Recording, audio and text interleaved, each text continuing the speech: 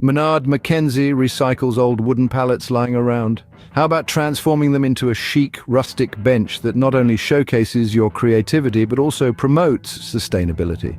The process is simpler than you might think. All it takes is a bit of time, a few basic tools, and a dash of dedication. To start with, gather 3 to 4 wooden pallets. Ensure they are sturdy and in good condition. A quick sanding can help smooth out any rough edges and prevent splinters.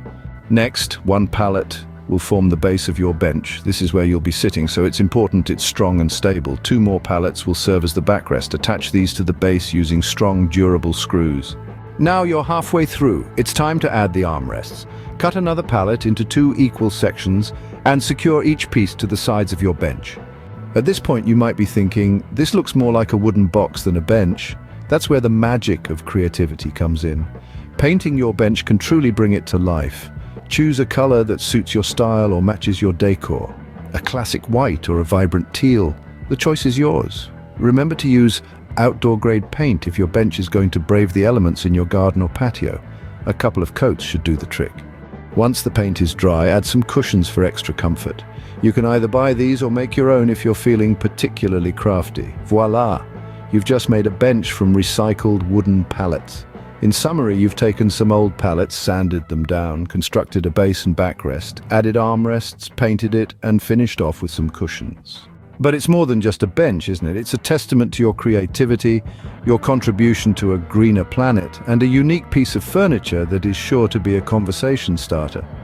Making a bench from recycled wooden pallets not only gives new life to otherwise discarded materials, it also provides a cost-effective solution to home decor. Plus, there's a certain satisfaction in knowing you've created something with your own 2 hands. So next time you see a wooden pallet, don't just see waste. See potential, see a bench, see a project waiting to happen.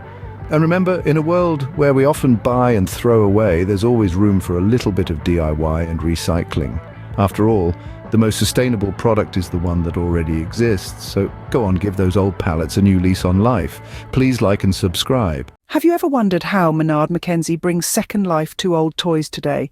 We're diving into the fascinating world of recycling and repurposing, where old toys get a new lease on life. Imagine a pile of forgotten toys, lollipop sticks from a summer's worth of treats, a dormant DC motor, glue, and a handful of elastic bands.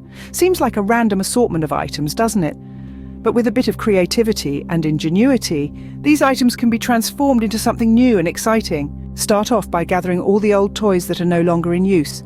Make sure they are clean and free from any dust or grime. Once you have a neat pile of toys, it's time to get those creative juices flowing. Next, take a good look at the lollipop sticks. These aren't just remnants of a sweet treat, they are potential building blocks for your new creation. They can be used to build structures, to create new body parts for a toy, or even to serve as a base for your project. Now grab that DC motor. This little device can bring your creation to life.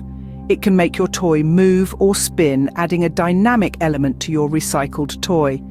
The DC motor should be handled with care, ensuring it's securely attached to the toy or the lollipop stick structure. Glue is the next ingredient in our recycling recipe.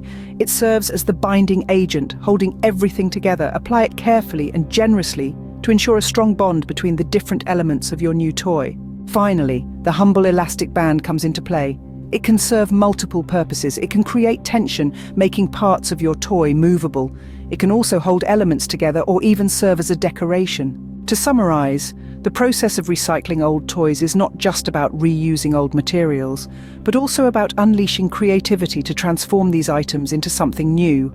It involves cleaning and gathering old toys, using lollipop sticks as building blocks, bringing movement into the toy with a DC motor, binding the elements together with glue, and using elastic bands for tension and decoration. This process is a testament to the power of creativity and the potential that lies in items we often overlook.